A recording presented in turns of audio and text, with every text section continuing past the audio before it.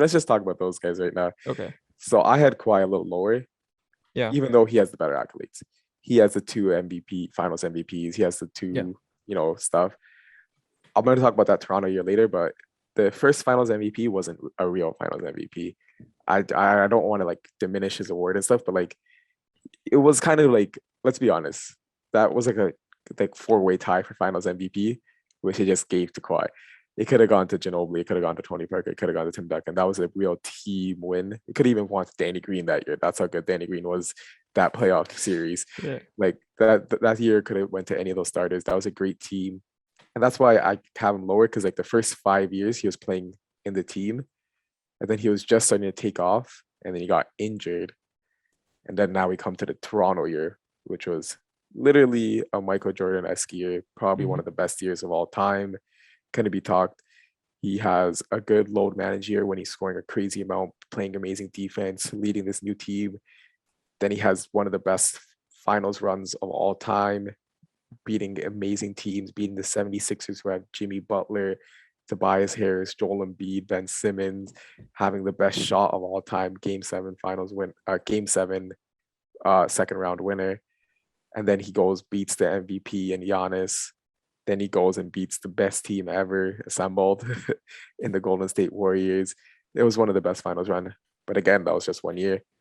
And his injuries and his earlier like team player kind of role instead of star role dropped him down. But at the end of the day, 2 finals MVP, he's undeniable and easily a top 5 in this decade.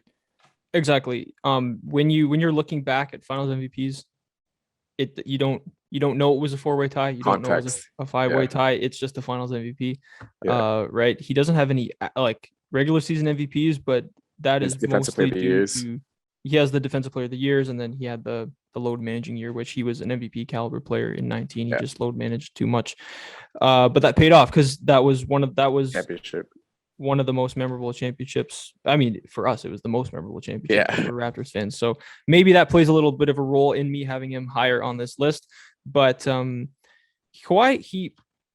he was such an interesting player in this decade, because he was drafted high, but he didn't come in as he's a totally different player now than he was when he came in, right? He couldn't shoot at all, and he just put in the work and he learned. And his whole robot mentality is kind of a thing that is embodied by different guys around the league now. You see, like Fred VanVleet has picked up a little bit of that from Kawhi, just OG Anunoby, just that steady, don't get too high, don't get too low. And I think when you're talking we're going to talk about the Curry impact. We talked about the Davis impact. I really do think Kawhi has some impact in the league, just like with that steady focus and unflappable energy that he brings. And I don't think that can go unappreciated. Yeah, he's definitely great. And it's just the other guys I have above him, the other 4 just literally changed the league. So there's nothing like about him that he could do. If he was fully healthy throughout this whole decade, he's definitely over James Harden and potentially over like other guys too. Like that's how good he was. It's just sadly that Zaza Pazulia injury had to happen, and he had to be load managed the rest of his career. Yeah. It's very unfortunate. So when you look at this decade for Kawhi, there's a few moments like the 2019 obviously championship run. Then there was the 2014 Finals MVP.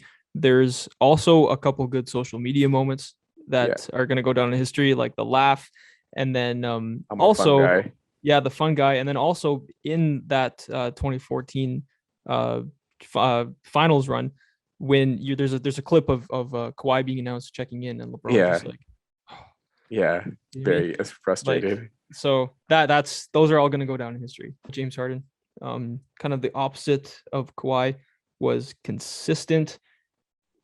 Maybe the best stats of the whole decade. In terms of scoring, just didn't come along with championships, but came along with MVPs, came along with All NBA, All Star, everything you could possibly want. Say what you want about the style of ball that the Rockets played, but James Harden cemented himself as one of the very best shooting guards of all time. By his play in the 2010s.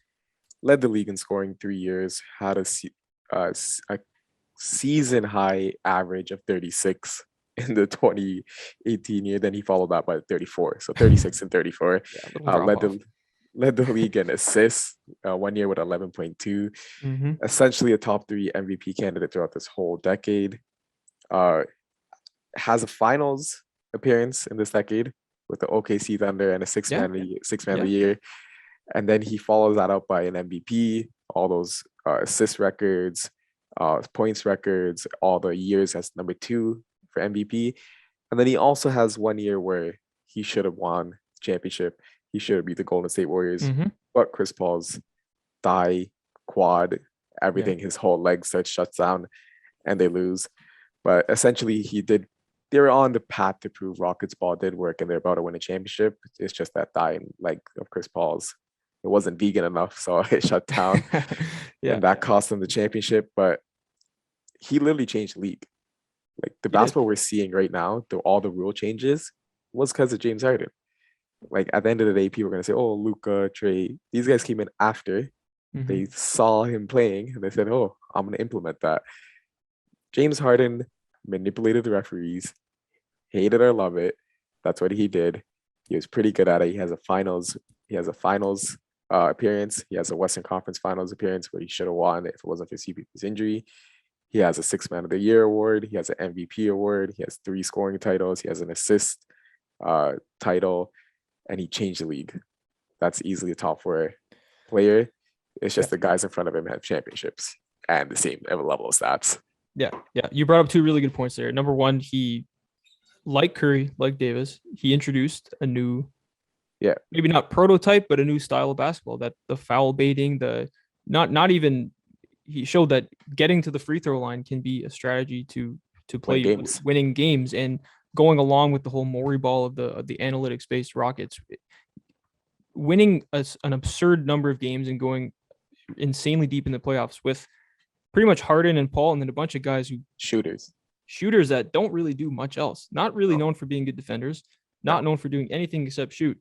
Like PJ Tucker is one of the most valuable players on like a cheap deal in the league now, just because of what he did alongside James Harden, defense and shooting. So the 3-and-D ball is kind of like much more of a thing now because of what James Harden did in that decade. So he has the numbers and he also has the impact. And you can't say that he wasn't a championship caliber player, because they really should have won the championship that year. It just, Chris Paul, like you said, just broke down. Yeah, the only people in front of him that you can have is Kawhi and the other 3 that we have, and those are all guys who have finals MVPs and have championships. His championships just limits him to this like 5-4 spot, depending where you have him. But because like everyone else has rings, so it's the highest he could go without a ring. Thanks for watching. Subscribe here so you never miss the best clips from Stretch the Floor. Hit the links in the description below to find us on all podcast platforms, and follow us on Instagram.